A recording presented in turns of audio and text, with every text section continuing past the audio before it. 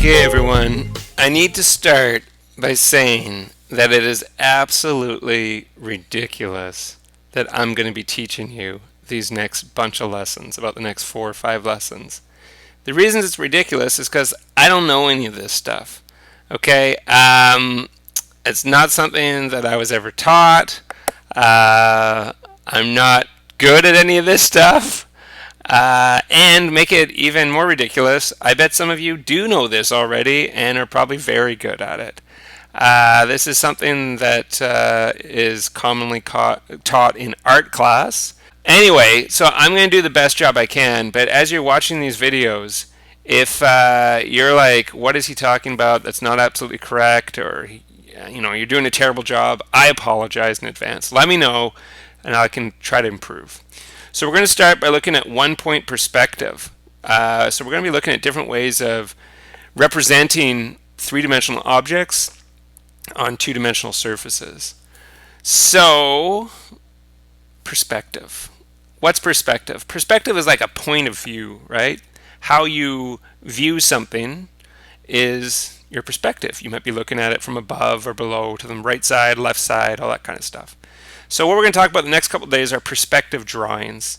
And what that is, it's a representation, this is just what I said, it's a representation of a 3D object on a 2D surface, which could be paper, it could be a computer screen or something like that.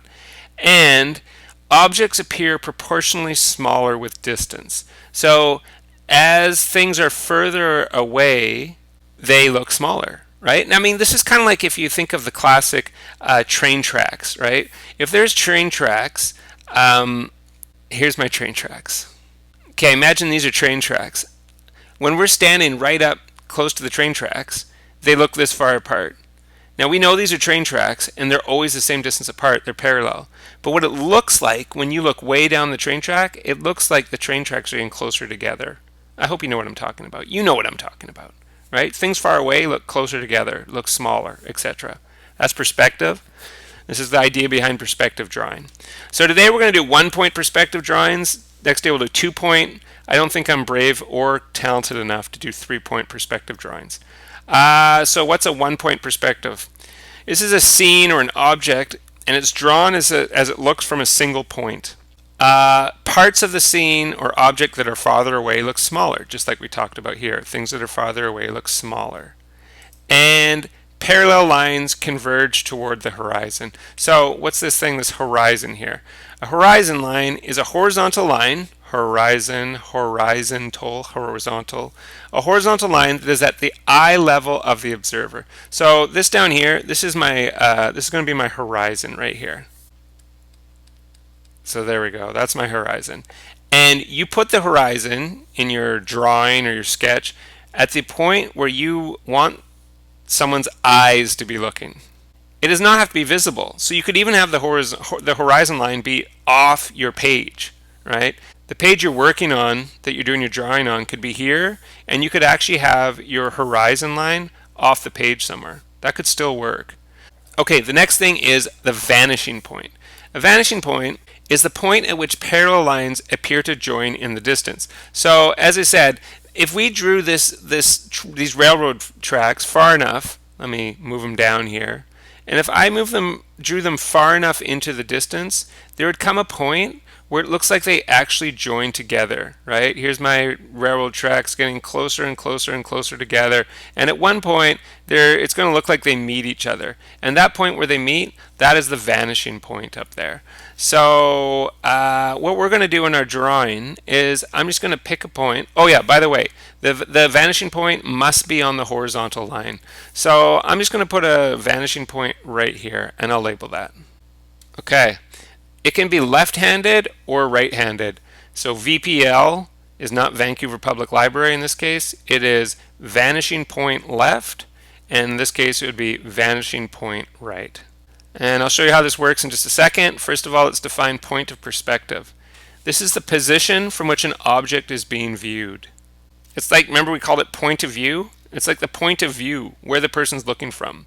So when it's above and to the right of an object, the object appears to go upwards and to the right into the distance. That sounds confusing. This is actually the case I'm going to deal with right here. I'm going to make the point of perspective being above and to the right of an object.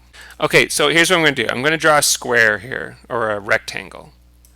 And what you do with these 1-point perspective drawings is each of the vertices here, you're going to draw a straight line from those vertices to the vanishing point. So there, there, there, and there. Okay, so right now it looks like a triangular prism. But what I can do is I can actually make this into a perfect rectangular prism by drawing some more lines. So I'm going to start by drawing them in a different color, and then I'll change it all to black later. So depending on how deep you want your rectangular prism to be, you could start way back here. If you want to be not very deep, you could start here. I'm going to start right here.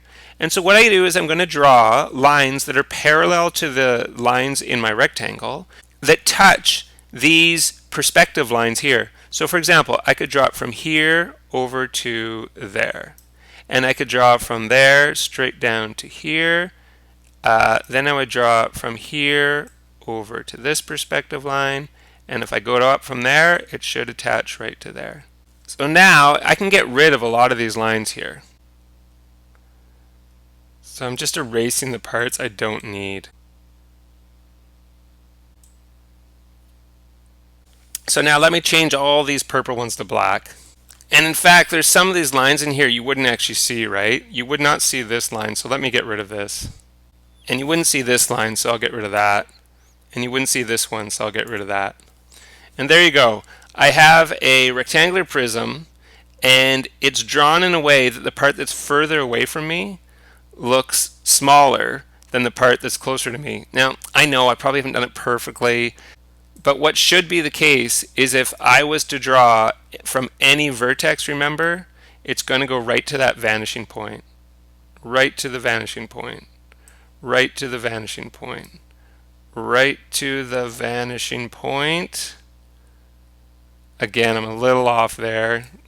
And it looks like the point of perspective, it looks like we're above this thing, right? And to the right. Imagine we're in a helicopter. We're looking down on this thing and we're to the right of it. And because of that, this is exactly this case. When our point of perspective is above and to the right, the object appears to go upwards. Yes, it appears to go upwards and to the right into the distance. Yeah, it appears to the right in the distance. So maybe we'll do this again. And this time though, I'll do the opposite. I'll make the point of perspective below and to the left. So here's our horizon, and this will be my vanishing point. Okay, let's try a triangle this time.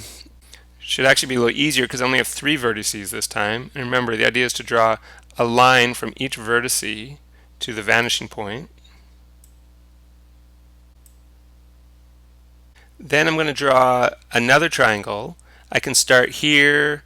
If I want a thin triangular prism, I can start down here. If I want a fatter one, I'll start here. So I'm going to go from this line straight down to the other line, next line. So that one should be parallel with this one. Then I'm going to cross from this one. So it's parallel with that one. And join those together so it's parallel with this. Okay, I can join those vertices together, the corresponding vertices. And there we go. Now, it's a little bit confusing. How am I actually looking at this? So let me get rid of the red lines. So this big one is supposed to be closer to us, right? And the small one's supposed to be further. So you wouldn't actually be able to see this line. So let me get rid of that. And that's not bad. Again, is it perfect? No, but I hope it gives you a sense. You now can see this is the part that's closest to us right here. This triangle's closest to us. As it gets further away, it looks like it's getting kind of smaller. That's the perspective part of it. And then it'd be another triangle down here, right? A smaller one because it's further away. It's actually the same size, but it would look smaller. It definitely seems like this triangular prism is going downwards and to the left. Remember the one we did before? Looked like this one looks like it's going up and to the right. And this drawing looks like it's going down and to the left. It depends where you have your vanishing point. Oh, again, remember we talked about left-handed or right-handed? This one here, this is a VPR because the vanishing point is to the right. Everything's to the right of this, right? So that's a VPR. And this one is a VPL because everything's coming down to the left of the object. So this is a VPL.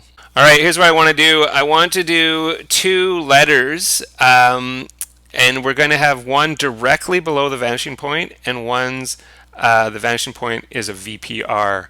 Okay, so vanishing point to the right. So let's start with the A. I've got a whole bunch of vertices to connect here. 1, 2, 3, 4, 5, 6, 7, 8, 9, 10, and 11.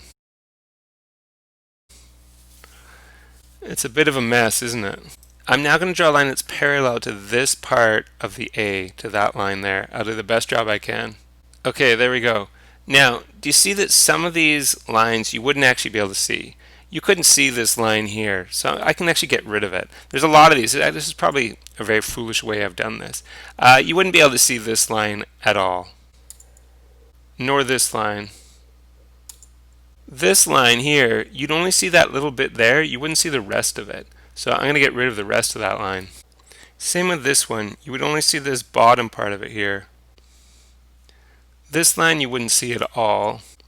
This line doesn't need to be drawn at all. Neither does this one. And now all we have to do is draw a line that's parallel to this one.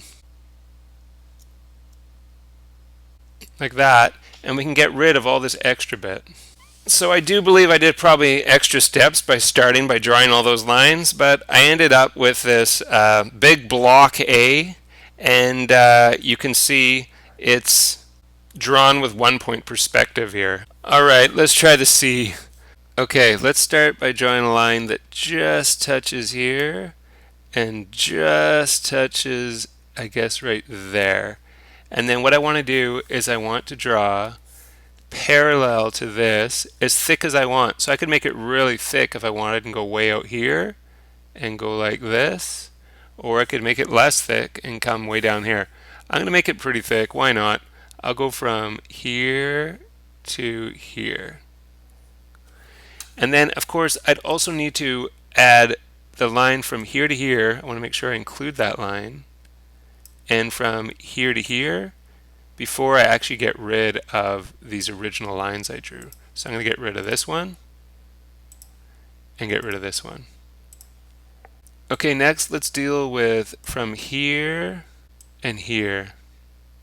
Now if it goes way back like this, we would only see this part of the line here. So I should draw a line from here to here, and then I can get rid of the rest of that one. And I should draw a line from here to here, and I can get rid of the rest of that one. Now I think that's it, but it doesn't actually look right to me. What have I done wrong, everyone? Maybe if I put some shading in here? Alright, I give up. That's the best I can do. Go ahead, mock me, make fun of me. I hope you get the concept. I think I do. I'm just not positive. Alright. Take care. Help!